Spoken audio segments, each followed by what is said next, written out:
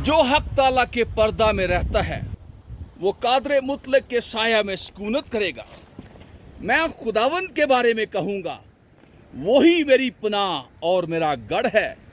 वो मेरा खुदा है जिस पर मेरा तवक्कुल है, क्योंकि वो तुझे सियात के फंदे से और मोहलक वबा से छुड़ाएगा। वो तुझे अपने परों से छिपा लेगा और तुझे उसके बाजुओं के नीचे पनाह मिलेगी। उसकी सच्चाई ढाल और सिपर है। तू न रात की हैबत से डरेगा, न दिन को उड़ने वाले तीर से, न उस वबा से जो अंधेरे में चलती है, न उस हलाकत से जो दोपहर को वीरान करती है। तेरे आसपास 1000 गिर जाएंगे और तेरे दाने हाथ की तरफ 10,000, लेकिन वो तेरे नज़दीक ना आएगी। लेकिन तू अपनी आंखों से निगाह करेगा और शरीरों के अंजाम को देखेगा।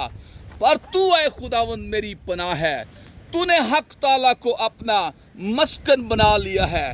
तुझ पर कोई आफत नहीं आएगी और कोई वबा तेरे खामा के नज़दीक ना पहुँचेगी, क्योंकि वो तेरी बाबत अपने फरिश्तों को हुक्म देगा कि तेरी सब राहों में तेरी हिफाजत करें।